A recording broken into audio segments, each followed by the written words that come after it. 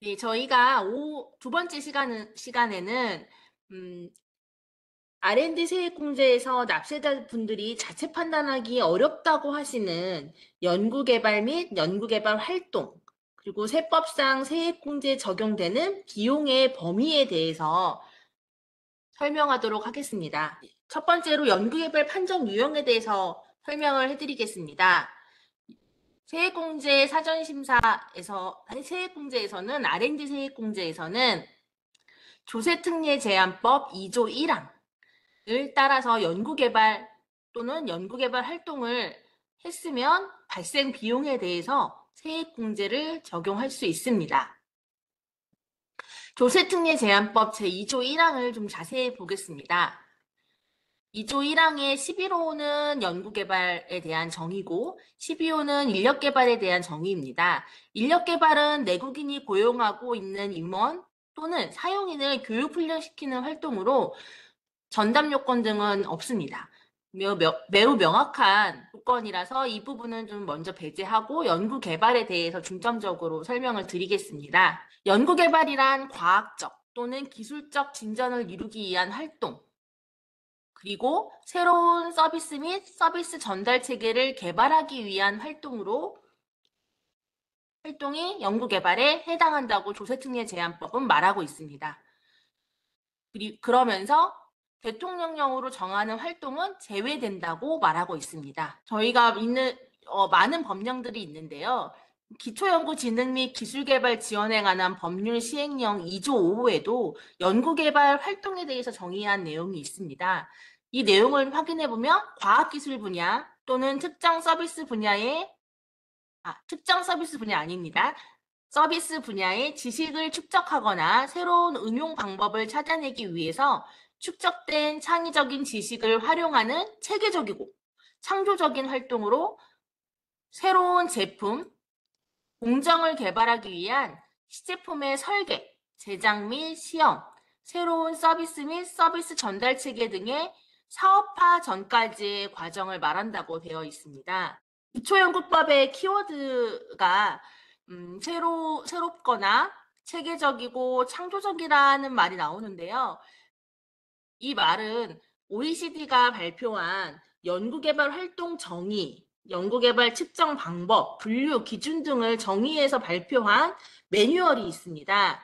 그것이 프라스카티 매뉴얼인데 이 매뉴얼의 내용과 일치합니다. 그래서 지식을 축적하거나 새로운 운영 방법을 찾아내기 위한 체계적이고 창조적인 활동이 연구개발이라고 OECD가 발간한 연구개발의 기준에도 말하고 있습니다. 그래서 적격 연구개발 유형을 보면은 앞장에서 조세법에서 정의한 과학적이고 기술적 진전을 이루기 위한 활동과 새로운 서비스 및 서비스 전달 체계를 개발하기 위한 활동, 또 신기술 개발, 신기술 창출, 서비스 개발과 관련된 체계적이고 창조적인 활동. 오륜기는 아니지만 지금 올림픽을 하고 있는데 오륜기는 아니지만 이렇게 신규성, 창의성, 불확실성, 체계성, 재현 가능성 등의 키워드들을 확인해 볼 수 있습니다. 오른쪽은 부적격 유형입니다. 앞장에서 여기 대통령령으로 정하는 활동은 제외한다고 되어 있는데요. 그것이 조특령 제1조 2입니다. 조특령 제1조 2에는 9가지에 대해서 연구개발 활동이 아니다라고 정의를 하고 있는데요. 같이 한번 좀 읽어보시면 일반적인 관리 및 지원 활동, 시장조사 판촉, 일상적인 품질 시험, 반복적으로 정보 수집을 하는 활동이나 경영이나 사업의 효율성을 조사 분석하는 활동, 그리고 특허 신청 보호 등 법률 및 행정 업무를 하는 경우 광물 등 자원 매장량 확인, 위치 확인 등 조사를 탐색하는 활동은 아니다. 그리고 위탁받아서 수행하는 연구활동은 연구개발에서 제외된다라고 말하고 있습니다. 8번째, 9번째는 의미가 좀 비슷한데요. 이미 기획된 상품 또는 콘텐츠들을 복제해서 반복적으로 제작하는 활동을 안 된다고 보고 있습니다. 키워드들을 보면은 뭐 일반적이거나 반복적으로 하는 아니면 정보 수집을 하는 그런 활동들은 배제되고 있다고 보시면 될 것 같습니다. 아래 4가지는 사전 심사에서 많이 부적격 유형으로 걸러지는 내용들인데요.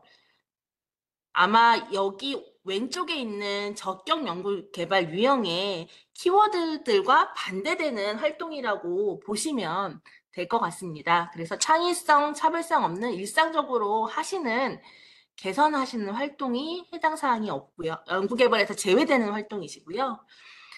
지식 향상을 위한 단순 조사 인용 활동도 연구개발에서 제외되는 활동입니다. 체계적이지 않은 연구개발 활동도 부적격 유형으로 보시면 될 것 같습니다. 그리고 과세년도 이전에 수행한 연구활동을 신청서 제출하실 때 제출하시는 경우가 있는데 이런 경우도 부적격 유형 중에 포함이 됩니다.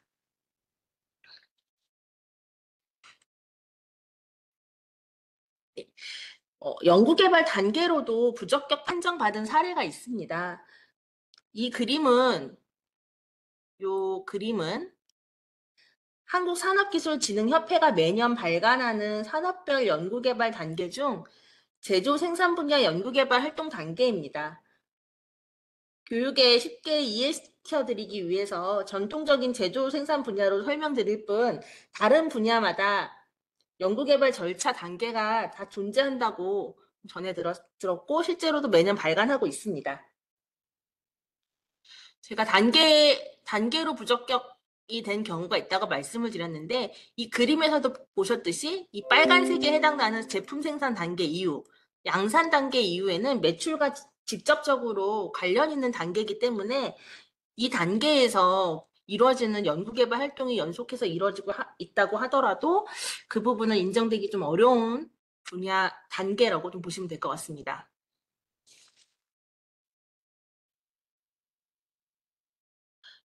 예, 추가 사례로 연구개발 보고서에 어떤 새로운 서비스를 개발했다고 작성해서 제출하신 경우가 있었습니다. 그런데 1월부터 12월까지 요건조사, 기술조사, 동향조사 활동만 제출을 하셨어요. 이것만으로 새로운 서비스가 개발됐는지 또는 과학적 기술적 진전을 이루기 위한 활동이었는지 조특법 요건이 충족했는지를 알 수 있을까요? 네, 이런 경우는 요 연구개발 단계에서 보여지듯이 요 초록색 부분 기획 및 사전조사 단계일 수는 있습니다. 그런데 연구개발 활동에 대한 적격 요건이 확인되지는 않았습니다. 왜냐하면 단순히 조사하신 내용만 있기 때문에 앞에서 설명드린 반복적인 정보 수집 활동이나 지식 상상을 위한 단순 조사 인용 활동이 아니다라고 볼 만한 여지도 없었거든요. 그래서 이런 경우는 인정되기 어렵거나 판단하기 좀 어려운 사례입니다. 이제부터는 여러분들이 제출해 주시는 증빙에 대해서 좀 얘기를 해드릴 건데요. 증빙을 제출을 했는데 조사관이 다시 제출을 해달라고 요청을 하는 경우라든지 연구개발 활동이 확인이 안 된다라고 하는 경우가 있는데 우리는 어떻게 준비를 해야 되냐요? 라고 질문을 받는 경우가 있었습니다. 예, 이런 경우들에 대해서 좀 설명을 드리고 싶어서 요 네 번째랑 다섯 번째 페이지를 좀 준비를 해봤습니다. 자료조사만 기록된 일지보다는 어떤 날 어떤 활동을 했는지 실질적인 활동이 무엇인지 어떻게 해결했는지 그리고 그 결과물이 무엇인지 등이 작성된 자료가 증빙 자료로 인정될 가능성이 높습니다. 여기 보시면 날짜, 연구 장소, 참여자가 누구고 어떤 방법으로 연구를 기획했고 어떻게 결과가 진행이 됐는지 분석하신 활동이 굉장히 명확하게 되어 있죠. 그리고 우리가 이거를 단번에 한 번에 한 게 아니라 이렇게 기간을 계획을 해서 여러 차례 진행을 했다라고 자료를 주시면 예, 체계성과 창의성이 저희가 이제 있었다라고 볼 여지가 있습니다. 오른쪽 예시처럼 시제품을 제작하셨다면 도면, 시제품 사진, 시제품 검증 및 과정을 알 수 있도록 작성해 주시면 좋습니다. 시제품 제작 비용 및 재료비를 사전심사 신청을 하실 때 같이 신청을 해주셨는데, 물론 같이 제출해주신 증빙 자료 중에 세금 계산서가 있어서 어떻게 비용이 발생했는지는 확인이 되지만, 그 비용이 제품 개발 목적을 위해 사용된 건지, 고객 납품용 시제품을 제작하는 데 사용된 건지는 계산서로는 판단하기 어렵습니다. 이런 경우는 저희가 납세자분들께 자료를 좀 더 보완해서 연구 노트나 연구 보고서, 입증 자료를 통해서 좀 확인해 달라고 요청을 드립니다. 그러면 이런 사진이라든지 어떻게 실험을 하셨는지, 시제품을 제작을 의뢰를 했으면 도면이 있었는지 등을 제출을 같이 해주시면 증빙 자료로 활용될 가능성이 높습니다. 그다음에 납세자분들이 새로운 개발을 했다고 연구개발 보고서나 연구노트 없이 특허 등 지식재산권 등록 현황을 제출해 주시는 경우가 있습니다. 단순히 특허 등록이나 출원 번호만 주시는 경우도 있고요. 아니면 이렇게 서질 내용을 주시는 경우도 있습니다. 그런데 특허에는 대부분 대표님이나 회사명으로 등록이 되거나 발명자가 연구원이 아니신 분이 등록되는 경우가 있기 때문에 특허 내용만으로는 저희가 연구개발에 누가 참여하셨는지 어떻게 개발하셨는지를 알 수가 없습니다. 그래서 특허 제출 자료 중에 번호만 주시기보다는 이렇게 나와 있는 그 누가 발명을 했고 언제 출원을 했고 어떠한 발명을 하신 거고 이 아래에 보면 간단히 요약이 나와 있는 경우도 있는데 이렇게 좀 제출을 해주시면 저희가 연구개발 내용을 참고하는 데 도움이 될 것 같고요. 그 다음에 이것만 가지고는 설명이 부족하다 싶으시면 연구개발 보고서도 같이 제출을 해주시면 감사하겠습니다. 다음으로는 정부 지원 과제를 수행하셨다고 명세서도 작성해 주시고 보고서의 내용에도 정부 지원 과제에 대한 내용이 있는 경우가 있습니다. 근데 출연금을 받아서 연구비로 지출한 비용은 세액공제 대상에서 제외되는 경우로 저희가 보고 있고 그렇기 때문에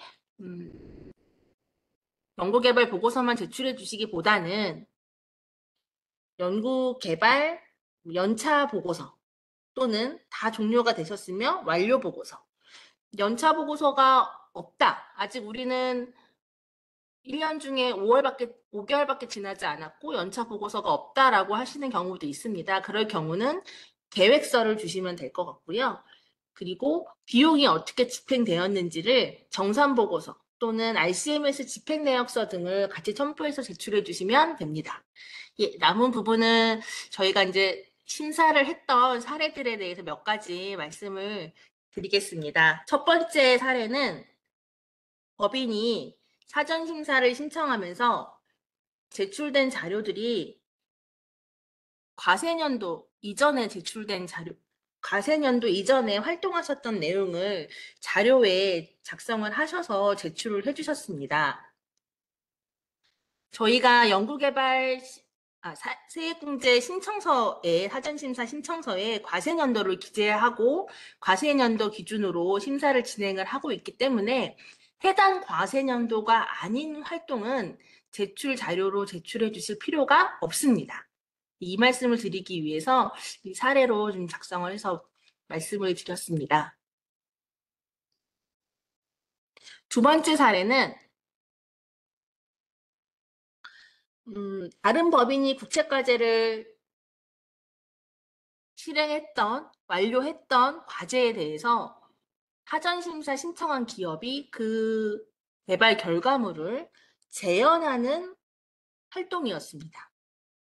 재현 활동은 과학적, 기술적 진보를 이루었는지를 따지는 세법상 요건에, 연구개발 요건에 부합하는 활동은 아니기 때문에 이 활동은 인정되지 않았습니다. 다음으로는 연구개발을 위해서 온라인에 공개된 관련 문헌을 조사 분석하는 활동을 했고 그런 내용이 담긴 자료들을 제출을 했습니다. 이 활동이 앞서도 설명드렸듯이 신규성, 독창성, 과학적, 기술적 진전을 인정할 만한 활동에 부합되는 요건은 아니라고 판단이 되어서 연구인력개발비 세액공제 대상으로 불인정되었습니다. 다음 사례는 건설 회사입니다.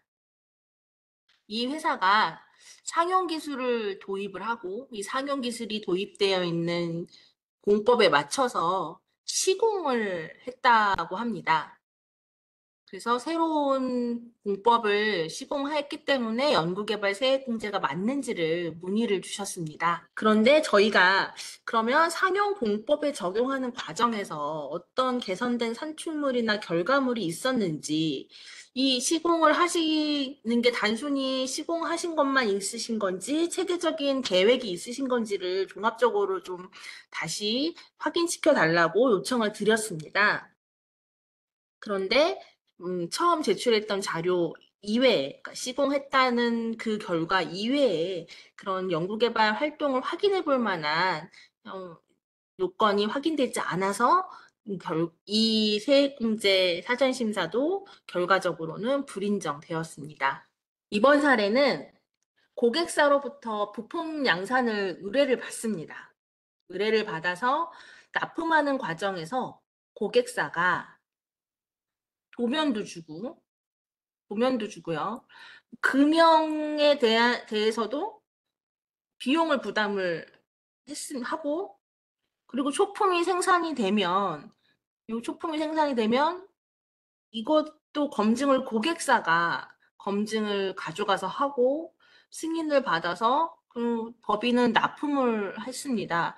어쨌든 새로운 제품을 개발하는 과정이라고 봐서 이 기업은 세액공제를 사전심사를 신청을 하게 됐습니다. 그런데 제가 앞서 설명드렸듯이 연구개발 단계에서 양산활동에 해당하거나 또는 위탁받아 수행한 활동에 해당되는 경우는 세액공제 제외 활동에 해당한다고 설명을 드렸습니다. 이 활동도 역시 그 요건에 부합한다고 봐서 세액공제 불인정 통보되었습니다. 예, 오른쪽 사례도 이 기업은 생산품을 고객사의 생산품이 변경되거나 계절 변화 등 생산 환경이 변경이 되는 시기가 오면 고객사 생산 현장에 갑니다. 가서 현장 평가를 지원을 하고 자사 양산 재료, 이 세액공제를 신청한 기업의 양산 재료나 또는 양산 재료 조합을 추천을 합니다.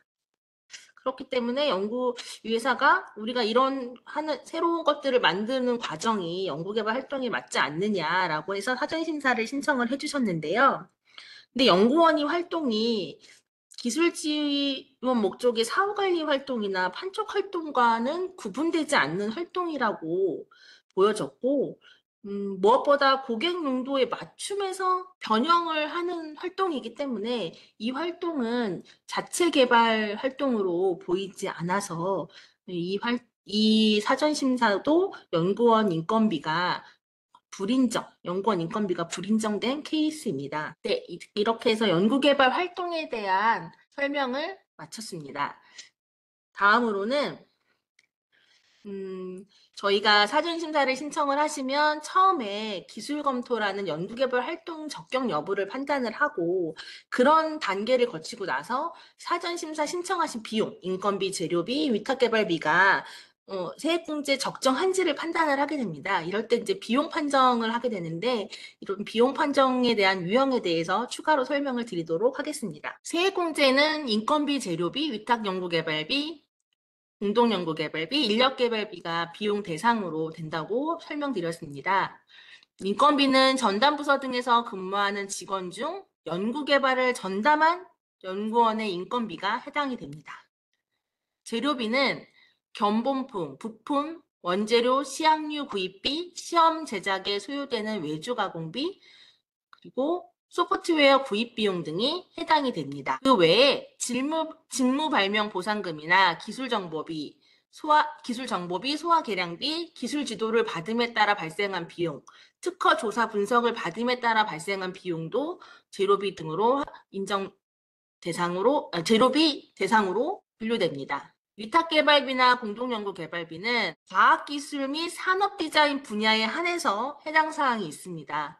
그래서 과학기술 및 산업디자인 분야의 연구개발을 용역 위탁함에 따른 비용이 해당이 되는 것입니다. 공동연구개발은 공동으로 부담한 비용이 있을 때 그 비용에 대해서 인정이 되는 것입니다. 인력개발비는 위탁훈련비. 앞선 시간에서 인력개발비가 내일 채용 공제만 되는 게 아니냐라고 물어보셨는데요. 위탁훈련비나 사내 직업능력 개발 훈련 실시비용, 인력개발 및 기술지도 발생비용, 생산성 향상을 위한 인력개발비 등 비용이 해당이 됩니다. 각 비용에 대해서 앞으로 좀 자세하게 유형을 확인해 볼 예정인데요. 처음으로 이제 인건비부터 확인해 보도록 하겠습니다. 기획재정부령으로 정하는 연구소 또는 전담부서에서 연구 업무만을 전담하여 수행하는 직원에 한해서 인건비가 인정 대상입니다. 그래서 연구개발에 직접 수행하거나 전담연구원이거나 보조하는 연구원, 보조연구원이 대상이 됩니다. 행정 업무를 겸하는 관리직원은 인건비 대상에서 불인정 대상입니다. 그래서 인건비를 인정받기 위해서는 전담부서 등이 미리 선행이 되어야 되는데요. 전담부서는 기업부설 연구소나 전담부서 또는 창작기업부설 연구소, 창작전담부서, 그다음에 산업디자인 전문회사가 해당이 됩니다. 인건비는 명칭 여하를 불구하고 근로를 제공함에 따라 지급하는 비용으로 되어 있지만 그 중에서도 퇴직소득, 퇴직급여 충당금, 퇴직연금 등 부담금, 복리후생비 등은 제외되는 항목입니다. 하지만 비과세 소득 등 소득의 과세 유무와 무관하게 공제 가능하며 사용자 부담분인 건강보험료, 국민연금보험료, 고용보험료 또는 그리고 산재보험료가 인정 가능한 대상입니다. 재료비 판정 유형에 대해서 말씀드리겠습니다. 종류가 다양하고 다양한 사례가 있는 것이 재료비 항목입니다. 세액공제 대상 재료비 항목은 시제품 제작비, 기초실험 재료비, 인증평가 시험비, 기술 자문료로 좀 구분해 볼 수 있습니다.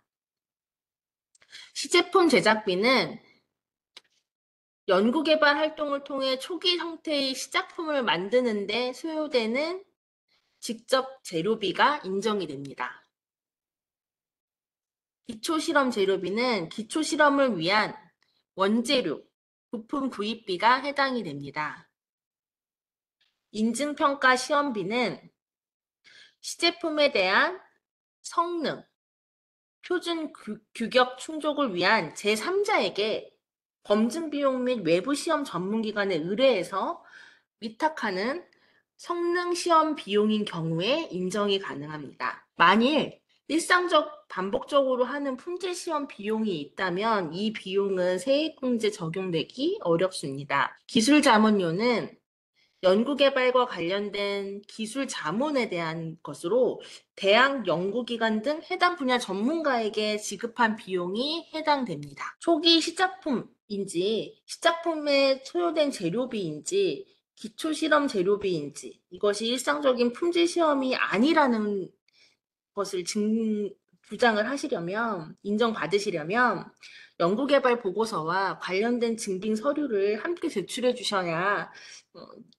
그 기술 검토 또 비용 검토 단계에서 그 내용들이 반영될 수 있습니다. 그러므로 좀 더 이런 부분에 대해서 우리가 좀 주장을 해야 된다 아니면 좀 더 명확하지 않은 부분을 확인받고 싶으시면 자료를 좀 잘 제출해 주시면 감사하겠습니다.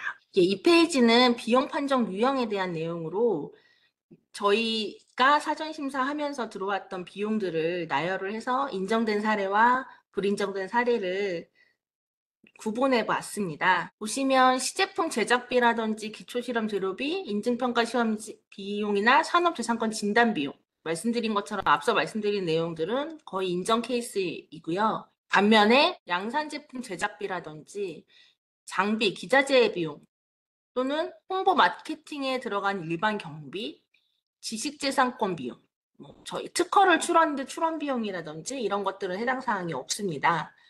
그리고 말씀드린 것처럼 반복적으로 하는 일반적인 품질 비용의 경우는 당연히 그 제품을 판매를 하시거나 출시를 하시려면 당연히 하셔야 되는 비용이라서 연구개발 비용으로 구분되지는 않습니다. 그리고 인정 사례 중에 산업재산 진단에 대한 비용이 추가가 됐는데 이거는 특허 조사 비용입니다. 오타가 있네요. 네, 특허 조사 비용인데 특허 조사 비용은 그 산업 진단 기관으로 인정받은 그 기업에게 의뢰하여 발생한 비용이 해당 사항이 있습니다. 다음으로는 비용 판정 유형 중에서 양산 제품 관련된 재료비인 경우에 좀 더 자세하게 설명을 드리도록 하겠습니다. 양산에 사용되는 재료비는 불인정 사례로 볼 수 있습니다.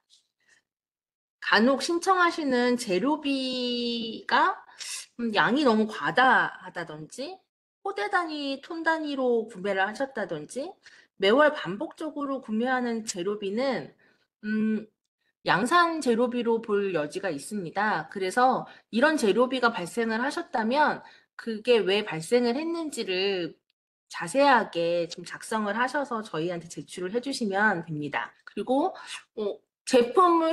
시제품을 만드는데 시제품은 연구개발한 것에 대한 시작품으로서 그 명판이 제작이 됐다든지 필름이 제작이 됐다라든지 이런 것들은 시제품과는 좀 거리가 있는 양산에 더 가까운 비용으로 봐서 이 비용도 양산용 재료비로 분류될 가능성이 높기 때문에 만약에 이 비용이 있다면 자세하게 자료를 좀 제출해 주시면 될 것 같습니다.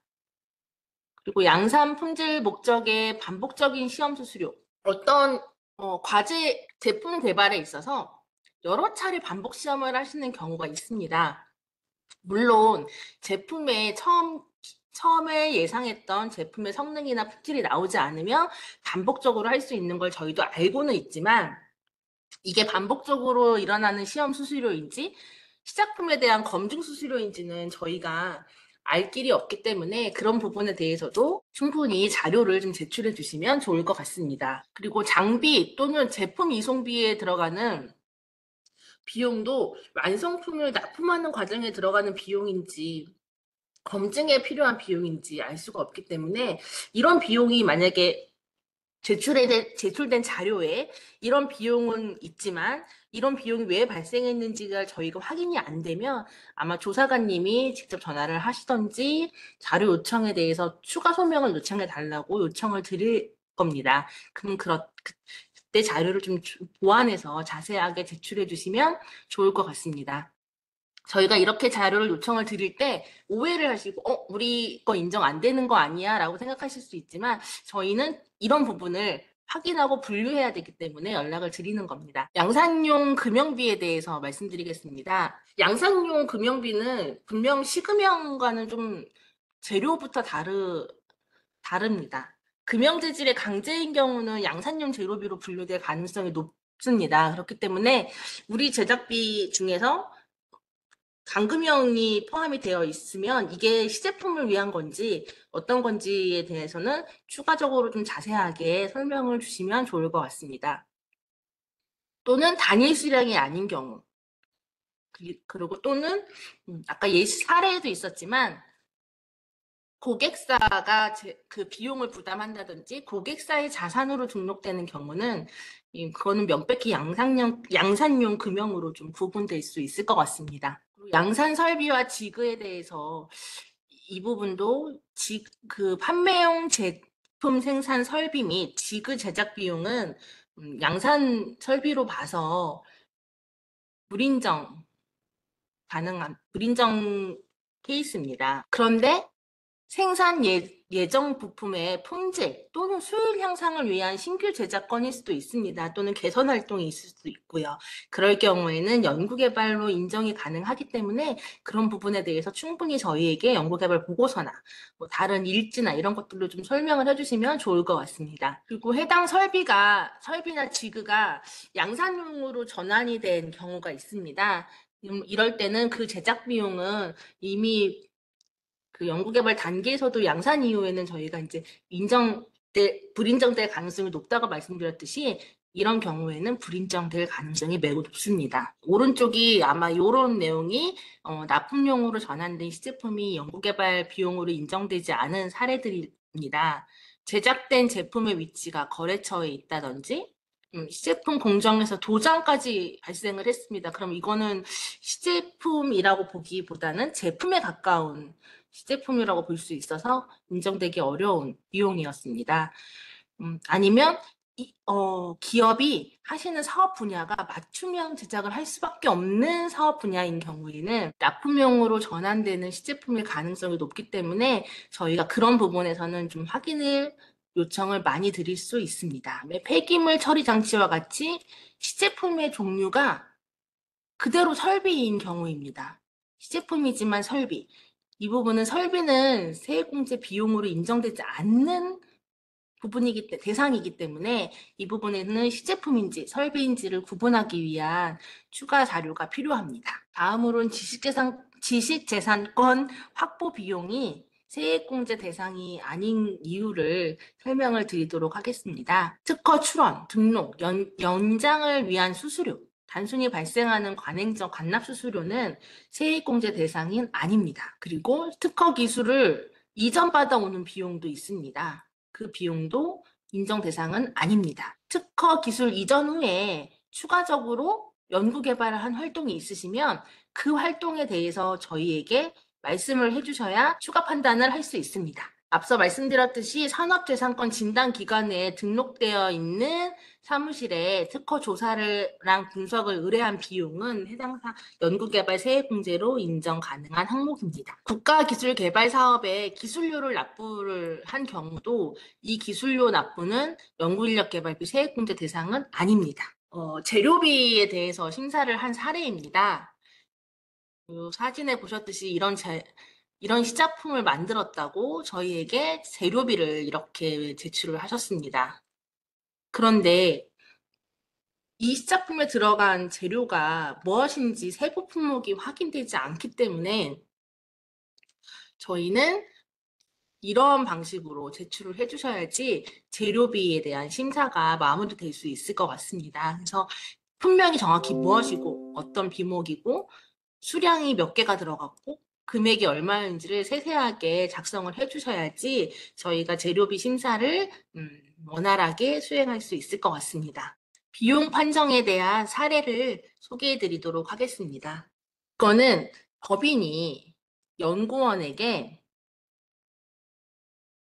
상여금 이외에 특별 성과급을 제공했다고 합니다. 그래서 이 비용이 인건비에 포함되는 인정 비용인지를 문의를 해왔습니다.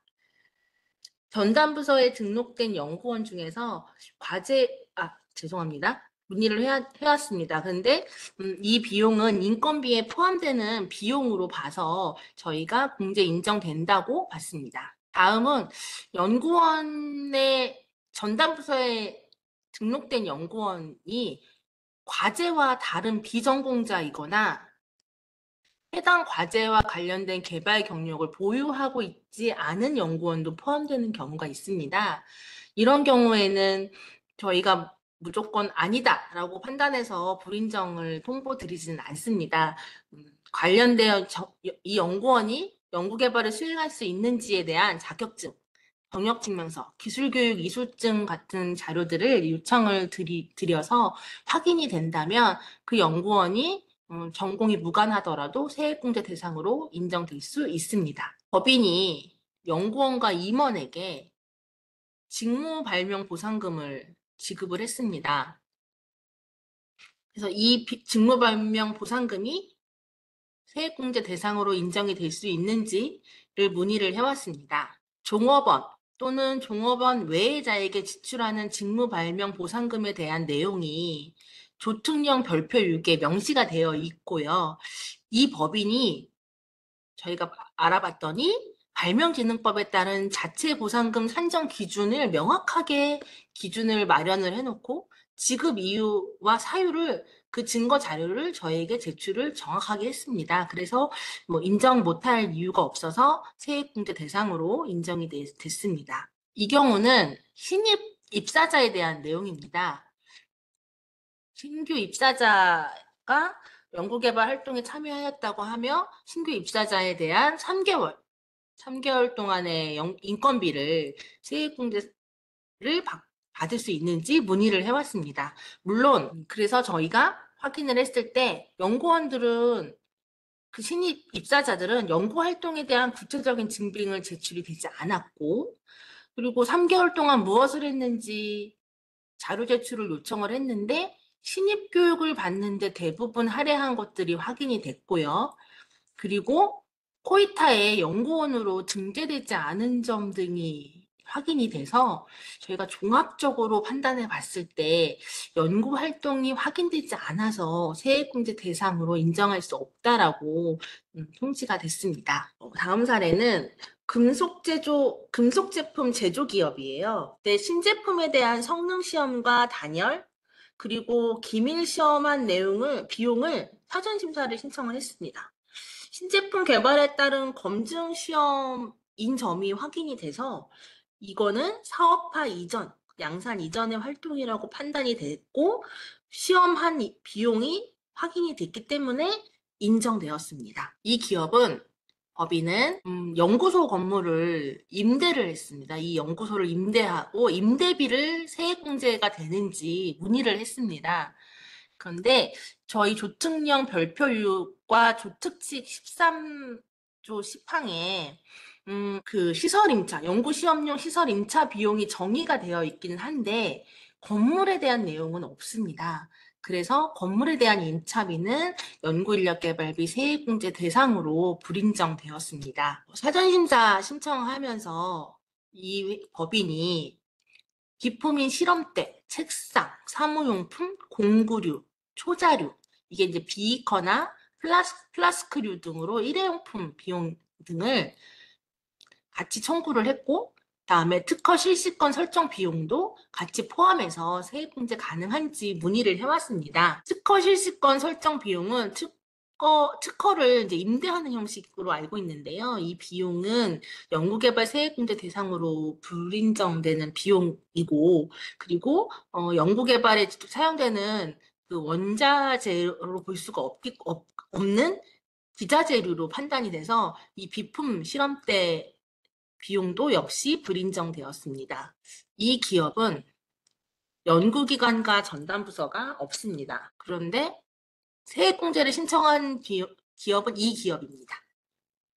이 기업이 연구기관과 전담부서가 없는 법인에게 연구개발을 위탁을 했습니다. 그래서 이 비용이 세액공제 대상이 되냐고 문의를 해왔습니다. 근데 조특령 별표 6에는 위탁개발 대상이 되는 기관이 요건이 있습니다. 그 요건이 대표적인 게 전담부서를 보유하고 있는지를 봅니다. 그래서 전담부서가 없기 때문에 이 기업은 세액공제 대상은 아니라서 불인정됐습니다. 별표 6에 전담부서만 요건으로 있는 것은 아니고요. 굉장히 여러 기관에 대한 조건이 있습니다. 뭐 검사 시험을 전문으로 하는 기업이라든지 그 연구 개발만 전담으로 하는 기업인 경우라든지 이렇게 여러 가지 케이스가 있으니까 별표 6을 한번 확인해 보시면 좋을 것 같습니다. 이 기업은 이 기술 연구 기관에 기술 시험을 검사를 의뢰를 하고 위탁 개발비를 세액공제 신청 대상이 되는지 문의를 했습니다. 아까 앞서 말씀드렸듯이 위탁개발 요건 중에 하나가 전담부서 등만 있는 것은 아니라고 말씀드렸습니다. 기술 시험 검사를 전문으로 하는 기업도 대상 기관으로 요건이 충족이 되기 때문에 이 비용도 인정되었습니다. 이 법인이 세액공제를 신청했는데요. 고객사가 있습니다. 법인과 거래하는 고객사가 법인에게 의뢰를 했습니다. 그러면서 어떤 제품을 만들어 달라고 의뢰를 했습니다. 그래서 이 기업은 금형 설계부터 시작을 해서 시제품을 제작했고, 그리고 시제품에 따라서 제품까지 제작을 한 후에 그거를 고객사에게 검수를 받은 후 제품을 납품했습니다. 그래서 자기네들이 이 법인이 한 활동이 연구개발 활동이 맞는지 확인차 저희에게 사전심사를 의뢰를 했고, 사전심사 과정에서 금형 설계부터 시작해서 시제품 제작, 그리고 시험하는 활동 등이 체계적으로 다 모든 과정이 확인이 되고, 시제품 제조하는 과정들이 다 확인이 돼서 이 비용은 모두 다 인정이 된 케이스입니다. 네, 마지막 장은 인력개발비 판정에 대한 내용입니다. 법인이 산업수요 맞춤형 고등학교와 사전 취업 협약을 했습니다. 그래서 고등학교 재학생을 법인 현장에 직업훈련을 수행을 시키고, 훈련 과정에서 발생한 인건비, 식대 비용이 세액공제 대상이냐고 문의를 해왔습니다. 산업수요 맞춤형 고등학교와 사전 취업 협약을 한 후에 훈련 기간 동안 지급한 훈련 수당 식비 교재비는 조특령 별표 6에 해당한다고 되어 있기 때문에 이 비용은 인정 가능합니다. 오른쪽은 품질관리부 직원입니다. 근데 품질관리부 직원을 지정된 기관에 위탁 교육을 맡겼습니다. 그래서 훈련 시간이 16시간이었습니다. 발생된 비용에 대해서 세액공제를 신청을 하려고 했는데, 훈련 기간에 대한 그 위탁 비용 중에 요건이 하나 있습니다. 24시간 이상 교육 과정을 받아야 그 비용으로 인정을 하는데, 이 훈련 기간이 8시간이 모자라서 이 비용은 충족하지 못해서 인정받지 못했습니다. 네, 이상으로 준비된 교육 내용이 종료가 되었습니다. 예, 2시간 동안 부족한 내용 들어주셔서 감사합니다. 고생하셨습니다.